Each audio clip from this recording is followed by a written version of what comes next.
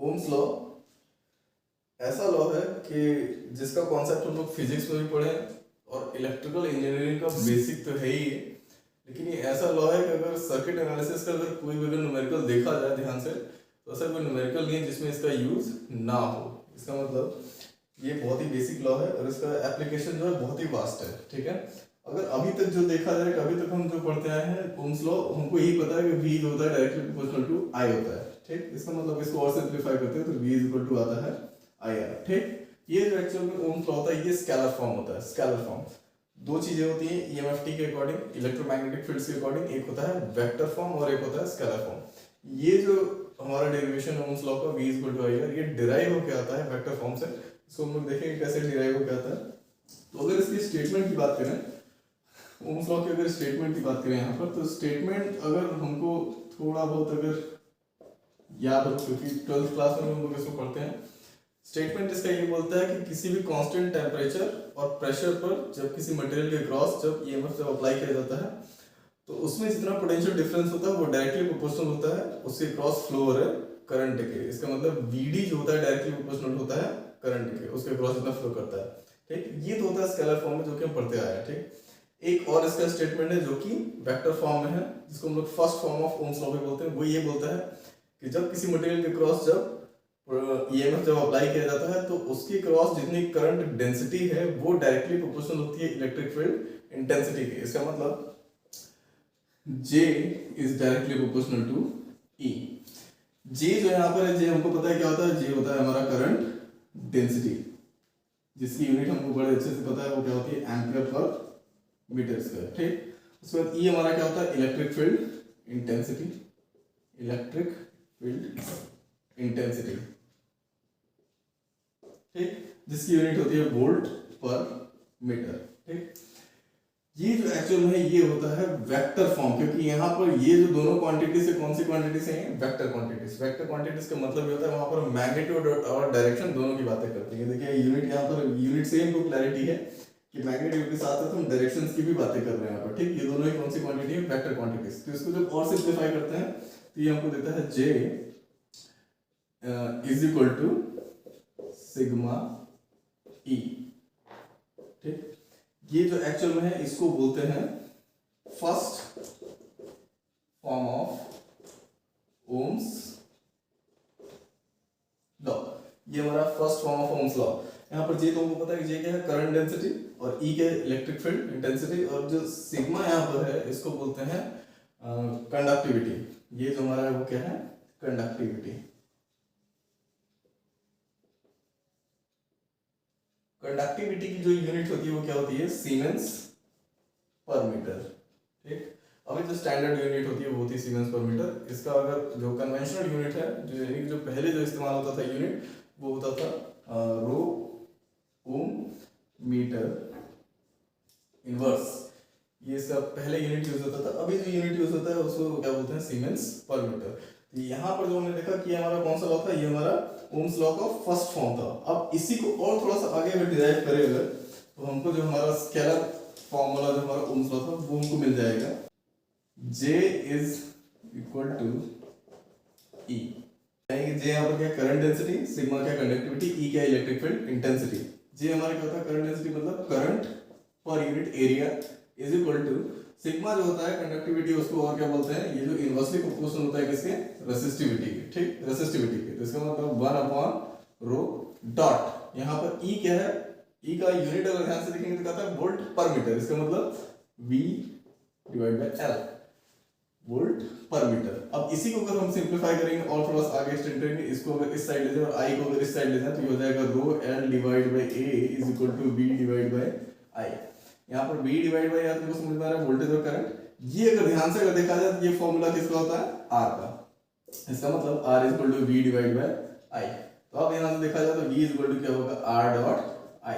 इसको बोलते हैं second form of Ohm's law. ये अलग अलग जो फॉर्म है इसका मीनिंग है कि ये अलग अलग जगह एप्लीकेबल है ना, जैसे इंडक्टर हुआ, कैपेसिटर हुआ, रेजिस्टेंस हुआ, ठीक, कंडक्टेंस हुआ, अलग अलग एलिमेंट्स के लिए अलग अलग ओम्स लॉ यूज करते हैं। सबका मीनिंग सेम है। ठीक है, बस सब जितने भी यहाँ पर ट्रांसफॉर्मेशन से जितने भी यहाँ पर फॉर्म है ओम्स लॉ के, सब एक दूसरे से डिराइव होकर आ रहे हैं, ठीक, कुछ नया नहीं उसमें, मीनिंग सबका सेम है, ठीक है। ये इसको बोलते हैं second form of Ohm's law, जहां पर आर जो है हमारा क्या है, रेजिस्टेंस, रेजिस्टेंस का यूनिट हम सभी को पता है क्या होता है, ओम, और आई की यूनिट तो पता है ये करंट यानी कि एम्पियर, और ये क्या है हमारा वोल्टेज यानी कि पोटेंशियल डिफरेंस यानी कि इसकी यूनिट क्या होती है, वोल्ट। अब इसी में अगर ध्यान से देखा जाए, इसी को थोड़ा सा और एक्सटेंड करेंगे तो हमको मिल जाएगा third form of Ohm's law. तो क्या था, V is equal to R dot I, ठीक। तो आर को अगर इस साइड आप ले जाओगे तो हो जाएगा V divide by R is equal to I, 1 upon R. 1 upon R के बारे में हमको बड़े अच्छे से पता है, 1 अपॉन आर क्या होता है, G, और G क्या होता है हमारा कंडक्टेंस। कंडक्टेंस का मतलब क्या होता है, चालकता, चालकता,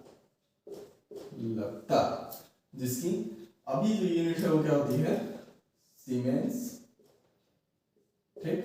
पहले इसकी यूनिट हुआ करती थी महो, यानी कि ये हम लोग बचपन में इसको उल्टा लोटा भी बोलते थे, क्योंकि इसका जो शेप था लोटे की तरह दिखता है, इसलिए हम लोग इसको क्या बोलते हैं, उल्टा लोटा, ठीक है। वैसे इसकी जो पुरानी यूनिट होती है महो, अभी जो यूनिट इस्तेमाल करते हैं एसआई यूनिट, वो क्या होती है, सीमेंस। अगर यहाँ से देखा जाए तो 1 अपॉन आर मतलब क्या हो गया, G, 1 अपॉन आर मतलब G, इसका मतलब I is equal to G dot B।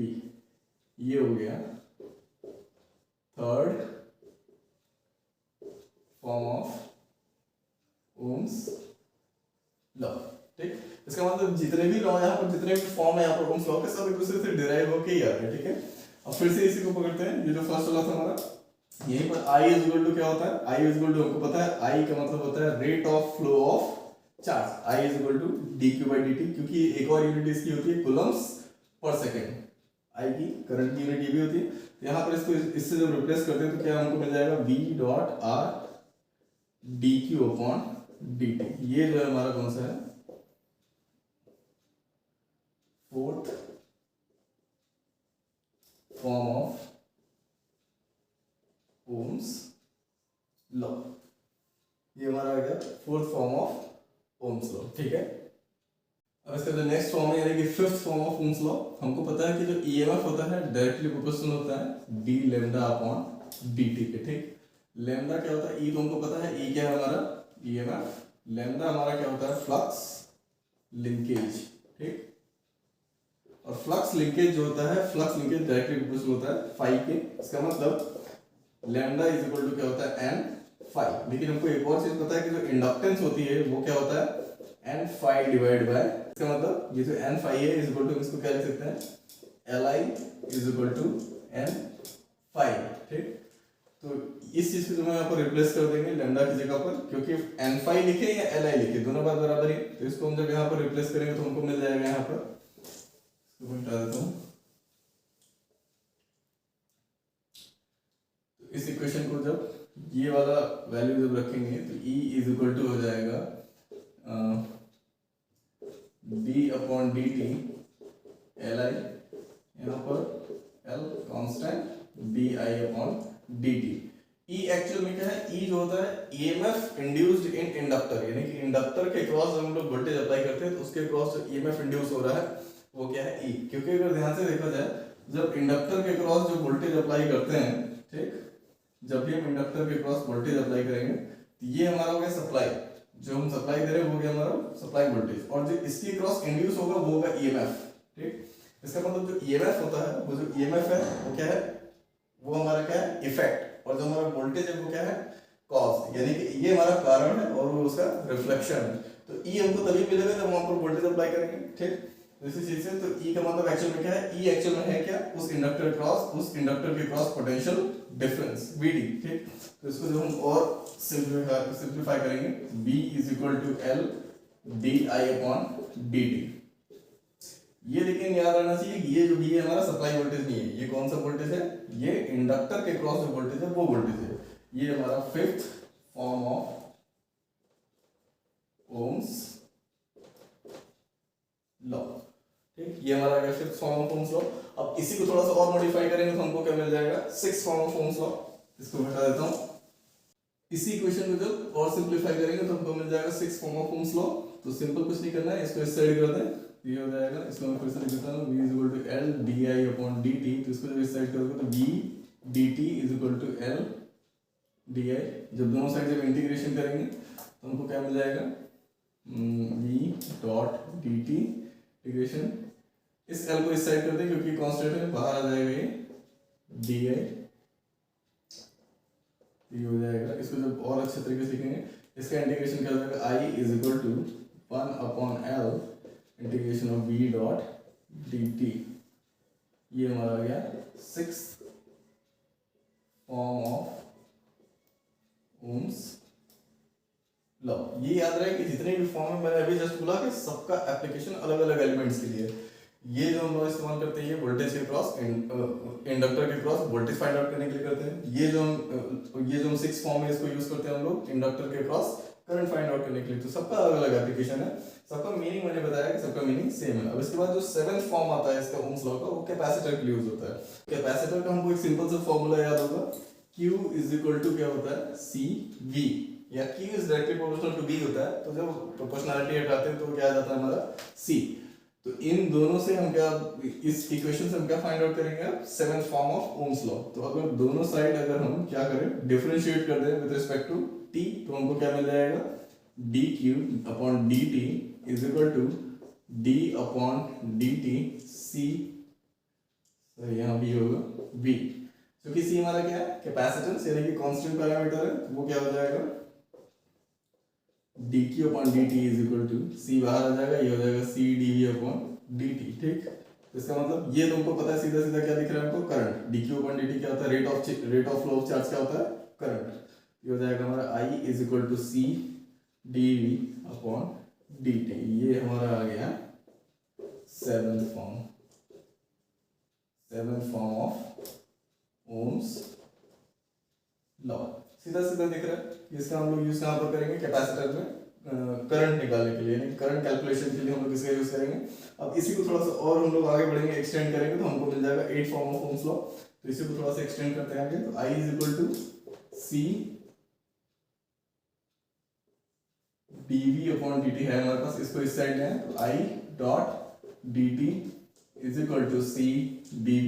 दोनों साइड में इंटीग्रेशन करेंगे, ये हो जाएगा, इस C को इस साइड में है, तो ये हो जाएगा 1 अपॉन C I dot dt is equal to dv। 1 का इंटीग्रेशन dv के रिस्पेक्ट में करेंगे तो हो जाएगा v 1 अपॉन C, और ये हो जाएगा I डॉट dt। ये हमारा आ गया 8th form of Ohm's law. इतने सारे फॉर्म यहाँ पर देखे हम लोगों ने, लेकिन एक चीज तो कंफर्म है कि जितने भी यहाँ पर फॉर्म थे हमारे पास, सब एक दूसरे से डिराइव होकर आ रहे थे। ठीक है, कुछ नया नहीं था उसमें।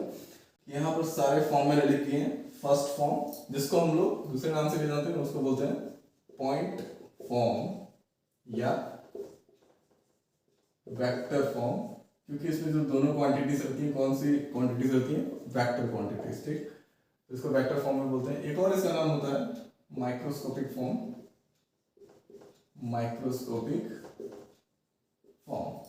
ये जो होता है इसको बोलते हैं सेकंड फॉर्म या स्केलर फॉर्म भी बोलते हैं इसको, क्योंकि इसमें दोनों क्वांटिटीज कौन सी हैं, स्केलर क्वांटिटीज। ठीक, और बाकी अगर ध्यान से देखें तो ये थर्ड हो गया आपका, ये हो गया आपका फोर्थ फॉर्म, और ये हो गया आपका फिफ्थ फॉर्म, ये सिक्स्थ फॉर्म, ये 7th 8th। लॉ एक ही है, लेकिन उसके अलग अलग फॉर्म और सबका एप्लीकेशन एक ही जगह पर है, कैलकुलेशन में। यहाँ पर अगर ध्यान से देखें तो वोल्टेज और करंट ही फाइंड आउट कर रहे हैं सारे एलिमेंट्स के क्रॉस, चाहे रेसिस्टेंस हो या इंडक्टर हो या कैपेसिटर हो, जितने भी एलिमेंट्स हैं उसमें इसका यूज हम लोग वोल्टेज और करंट फाइंड आउट करने के लिए करते हैं। और बाकी एलिमेंटल वैल्यूज में हम लोग फाइंड आउट कर सकते हैं कि रेसिस्टेंस की वैल्यू कितनी है, कंडक्टेंस की वैल्यू कितनी है, इंडक्टर की वैल्यू कितनी है, और कैपेसिटेंस की वैल्यू कितनी है। ठीक, एक और इसमें बड़ा कंफ्यूजन होता है ओम्स लॉ में, जो हम लोग जनरली देखते हैं, उसको मैं अवॉइड कर देता हूँ उस कंफ्यूजन को। क्यों कंफ्यूजन, जिस कंफ्यूजन की मैं बात कर रहा हूँ, कंफ्यूजन ये है कि यहाँ पर मैंने 2 सर्किट बनाया है। पहले सर्किट में मैंने 1 रेसिस्टेंस लिया और दूसरे सर्किट में मैंने 3 रेसिस्टेंस लिए। ठीक, दोनों में मैंने एक बैटरी ली है, बैटरी लगाया मैंने, एक सोर्स ऑफ सप्लाई। अगर इसमें देखा जाए ध्यान से, इसमें जितनी करंट जा रही है और इसमें जितनी करंट जा रही है, वो हम इजीली कैलकुलेट कर सकते हैं यूजिंग ओम्स लॉ, यानी कि V डिवाइड बाय R करेंगे तो ये करंट निकल जाएगी, और V डिवाइड बाय इन तीनों का समेशन करेंगे तो ये करंट निकल जाएगी। ठीक, समझना हमको ये है कि जब हम यहाँ पर ओम्स लॉ अप्लाई करेंगे इस सर्किट में, तो ओम्स लॉ जब हम यहाँ पर अप्लाई करते हैं तो हम यहाँ पर लिखते हैं V is directly proportional to I, ठीक, हमको तो यही पता है। और जब इसको रिप्लेस करते हैं तो आता है I डॉट R, ठीक। लेकिन अगर ध्यान दिया जाए, ये जो हमारा यहाँ पर V यहाँ पर दिख रहा है, ये वो V है जो इस रेजिस्टेंस के क्रॉस पोटेंशियल डिफरेंस है, ना कि सोर्स ऑफ सप्लाई, ठीक है। इसका मतलब यहाँ पर जो V है, यहाँ पर जो V अपीयर हो रहा है, ठीक, वो वोल्टेज है ये वाला, ये सप्लाई वोल्टेज नहीं है, ठीक है, क्योंकि सप्लाई वोल्टेज जो होता है वो इंडिपेंडेंट होता है इन दोनों से, ठीक। ये जो वोल्टेज है वो डिपेंडेंट होता है इन दोनों पर, ठीक। इसका मतलब ये जो वोल्टेज हमारा एक्चुअल में कौन सा होता है, पोटेंशियल डिफरेंस, ये VD। सेम चीज यहाँ पर अगर देखिए सर्किट में, यहाँ पे जो हम इसके क्रॉस हम ओम्स लॉ जब अप्लाई करेंगे तो यहाँ पर अगर आया V1, V2, V3, क्योंकि तीनों में अलग अलग वोल्टेज होगा, ठीक। तो जब यहाँ पर हम ओम्स लॉ अप्लाई करेंगे पहले एलिमेंट में, तो हमको मिलेगा V1 is directly proportional to I, क्योंकि करंट तो तीनों में सेम है, ठीक। इसका मतलब इसको जब रिप्लेस करेंगे हम लोग तो V1 is inversely proportional to I1, ठीक। V1 is directly proportional to R1 I1। यहाँ पे अगर हम ध्यान से अगर क्लियरली अगर देखें तो यहाँ पर V1 जो है वो यहाँ पर लिखा हुआ है, ना कि सोर्स ऑफ सप्लाई। हम सप्लाई की बात नहीं करते हैं, क्योंकि ओम्स लॉ के स्टेटमेंट में ही लिखा हुआ है कि at constant pressure and constant temperature the potential difference across the material is directly proportional to the current flowing through it. इसका मतलब जो यहाँ पर वोल्टेज है, कौन सा वोल्टेज रहता है, पोटेंशियल डिफरेंस, ना कि सोर्स वोल्टेज, ईएमएफ नहीं रहता है, ठीक है। ये चीज हमको याद रखना है यहाँ पर। तो ये थोड़ा सा कंफ्यूजन, देखते हैं इसकी लिमिटेशंस क्या है। लिमिटेशंस मतलब कि उसकी सीमाएं क्या क्या है, हम उसको कहाँ कहाँ अप्लाई नहीं कर सकते हैं, ठीक है, क्योंकि हर जगह तो अप्लाई कर नहीं सकते। तो इसका पहला जो लिमिटेशन है वो ये है कि इसको ना ही हम शॉर्ट सर्किट में अप्लाई कर सकते हैं, it can be applied in short circuit और ओपन सर्किट, ना ही शॉर्ट सर्किट में अप्लाई कर सकते हैं, ना ही ओपन सर्किट में अप्लाई कर सकते हैं। सेकंड इसका डिसएडवांटेज ये है कि इट पैरामीटर्स, डिस्ट्रीब्यूटेड पैरामीटर्स के बारे में काफी डिटेल में बताऊंगा अपने एलिमेंट क्लासिफिकेशंस में, उसमें आपको पता चलेगा कि लंप एलिमेंट्स और डिस्ट्रीब्यूटेड एलिमेंट्स क्या होते हैं। फिलहाल हमको ये समझना है कि इसको हम लोग शॉर्ट सर्किट और ओपन सर्किट के लिए अप्लाई नहीं कर सकते, और दूसरी चीज ना ही हम इसको डिस्ट्रीब्यूटेड पैरामीटर के लिए अप्लाई कर सकते हैं। शॉर्ट सर्किट और ओपन सर्किट में क्यों नहीं अप्लाई कर सकते हैं, इसको समझ सकते हैं, क्योंकि इसको तो मैंने बताया अभी जस्ट कि मैं इसको एलिमेंट क्लासिफिकेशन और उसको डिटेल में बताऊंगा। शॉर्ट सर्किट का मतलब होता है कि अगर मैं यहाँ पर सर्किट ड्रॉ करूंगा,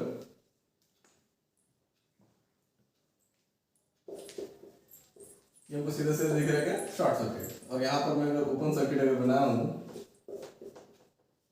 V, ओपन सर्किट, तो यहाँ पर जैसे हम ओम्स लॉ यहाँ पर अप्लाई करेंगे, V इक्वल टू, हमको पता है कि V इक्वल टू IR होता है, लेकिन R तो यहाँ पर 0 दिख रहा है, V इक्वल टू सीधा सीधा कितना दिख रहा है, 0।